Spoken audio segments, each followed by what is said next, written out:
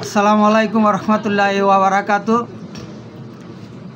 আজকে আলোচনা করব বাংলাদেশ আওয়ামী লীগের সাংগঠনিক ব্যবস্থা এবং অর্থ মনোবল বৃদ্ধির ব্যবস্থা এই বিষয়ে কিছু আলোচনা করব। বাংলাদেশ আওয়ামী লীগের সকল নেতাকর্মী সিনিয়র নেতাকর্মীদের উদ্দেশ্যে আজকে আসলে বর্তমান যেই পরিস্থিতি দেশের চলছে বা রাজনৈতিক যেই পরিস্থিতি চলছে, আজকে এই বিষয়ে বর্তমান আওয়ামী লীগের যেই অবস্থান আছে এই অবস্থান অনুসারে বাংলাদেশ আওয়ামী লীগের সাংগঠনিক ব্যবস্থা খুবই শক্তিশালী করার এই মুহূর্তে দরকার। তাই আমি দলের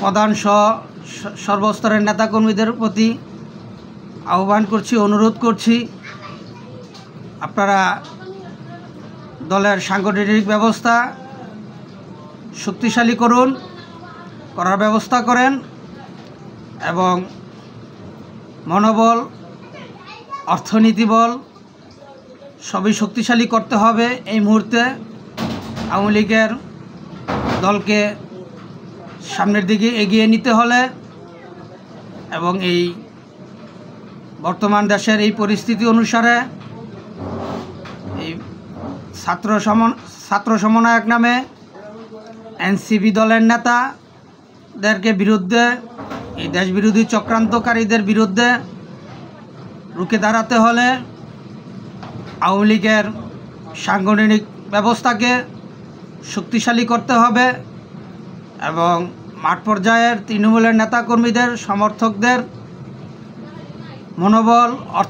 মনোবল শক্তিশালী করতে হবে। এটা এই মুহূর্তে খুবই প্রয়োজন। অর্থবল, মনোবল, সাংগঠনিক ব্যবস্থা এগুলো সবই এই মুহূর্তে শক্তিশালী করা খুবই প্রয়োজন। এই জন্য আমি দলের প্রধান সহ সর্বস্তরের নেতাকর্মীদের প্রতি আমি আহ্বান করছি, অনুরোধ করছি, আপনারা প্রত্যেকটা তৃণমূল পর্যায়ের নেতাকর্মীদের সাথে যোগাযোগ করেন এবং সাংগঠনিক ব্যবস্থা শক্তিশালী করেন। নেতাকর্মী বক্তব্যবিন্দু সাধারণ জনগণের মনোবল শক্তিতে পরিণত করুন এবং অর্থনীতিভাবে নেতাকর্মীদের সহায়তা করুন যাতে মাঠ পর্যায়ে সাধারণ নেতাকর্মীরা জনগণের সাথে মিশে কাজ করতে পারে এবং এই জনগণকে আবারও ঐক্যবদ্ধ করতে পারে,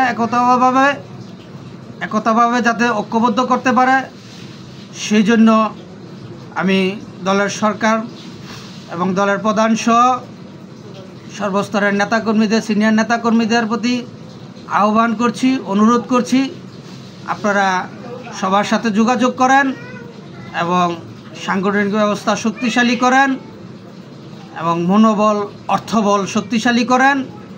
তাহলেই সম্ভব হবে এই দেশবিরোধী চক্রান্তকারীদের বিরুদ্ধে রুখে দাঁড়াতে এবং জনগণকে একতাভাবে ঐক্যবদ্ধ করার জন্য মাঠকে শক্তিশালী করতে হবে। মাঠ শক্তিশালী করতে হলে সাধারণ জনগণকে ঐক্যবদ্ধ করতে হবে, আওয়ামী লীগের দিকে আকর্ষণ বাড়াতে হবে। এই সাধারণ জনগণের যা প্রয়োজন তার ব্যবস্থা করতে হবে, আর সেই ব্যবস্থাগুলো করতে হলে মাঠ পর্যায়ের তৃণমূলের নেতাকর্মীদেরকে এভাবে এখন বর্তমানে খুবই প্রয়োজন শক্তিশালী করার জন্য।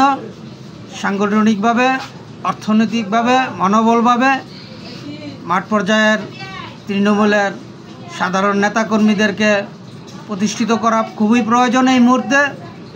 কারণ সিনিয়র নেতাকর্মীদের এই মুহূর্তে মাঠে তারা জনসম্মুখে নামা সম্ভব হচ্ছে না, হবেও না। যা দেখতেছি, যা বুঝতেছি, তাদেরকে পিছন থেকে সহযোগিতা করে মাঠ পর্যায়ের তৃণমূলের নেতাকর্মীদেরকে সাহায্য সহযোগিতা করে মাঠকে চাঙ্গা করতে হবে। জনগণকে নিয়ে মাঠে নামার পরিস্থিতি তৈরি করতে হবে।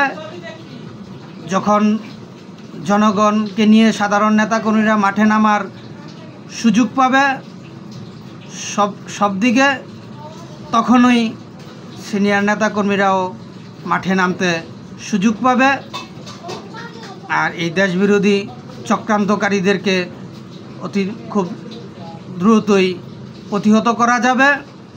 কারণ বর্তমান যেই পরিস্থিতি চলতেছে দেশের, এই পরিস্থিতিতে যদি এই মুহূর্তে দলের সাংগঠনিক ব্যবস্থা শক্তিশালী করা না হয়, তাহলে এই দেশবিরোধী চক্রান্তকারীদের বিরুদ্ধে প্রতিহত করা সম্ভব হবে না।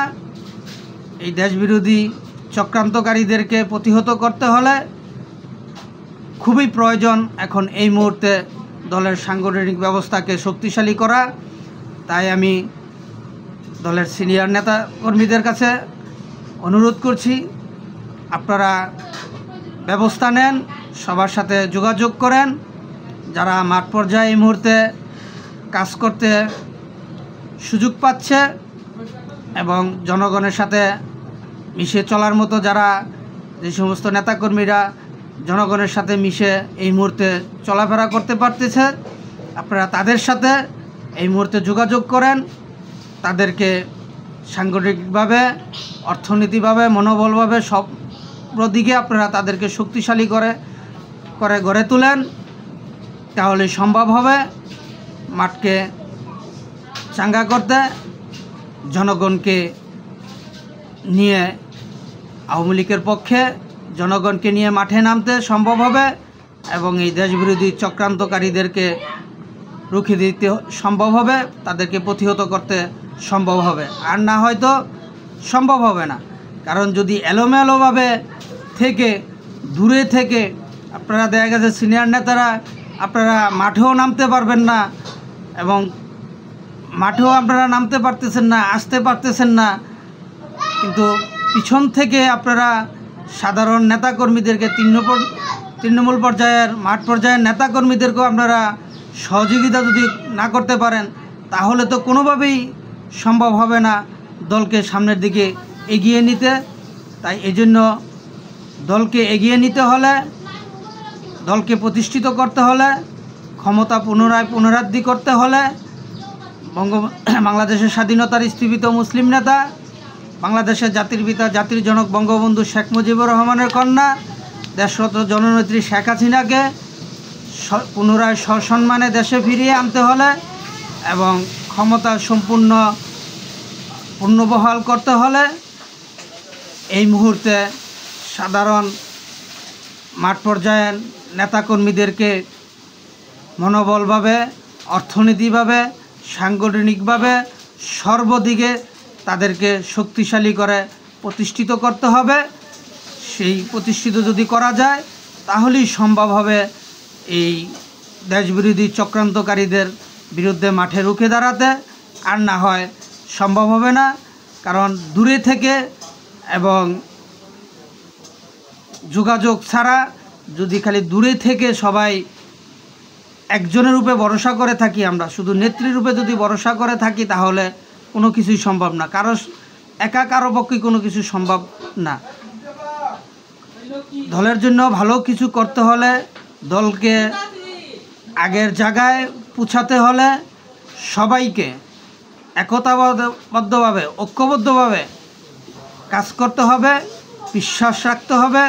বিশ্বাসযোগ্যতার সঙ্গে সমঝোতা করে, সবার সাথে আলোচনা করে কাকে কিভাবে সহায়তা করলে সুযোগ সুবিধা হবে, মাঠ পর্যায়ে কাজ করতে সুবিধা হবে, সেই বিষয়ে সবার সাথেই যোগাযোগ করতে হবে। আপনারা কেন্দ্রীয়ভাবে আপনারা একটি যোগাযোগ করার মতো নাম্বার অনলাইনে ছাড়েন, ফেসবুকে, অনলাইনে, ইউটিউবে আপনারা নাম্বারটি দিয়ে দেন। যারা যারা দলের জন্য কাজ করতে চায় তারা অবশ্যই যোগাযোগ করবে।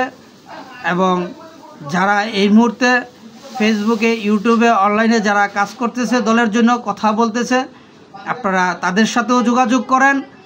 কিভাবে তাদেরকে আরও শক্তিশালী করা যায়, মাঠে কিভাবে তাদেরকে প্রস্তুত করে নামানো যায় এই দেশবিরোধী চক্রান্তকারীদের বিরুদ্ধে, সেদিকে আপনারা এখন এই মুহূর্তে নজর দেন।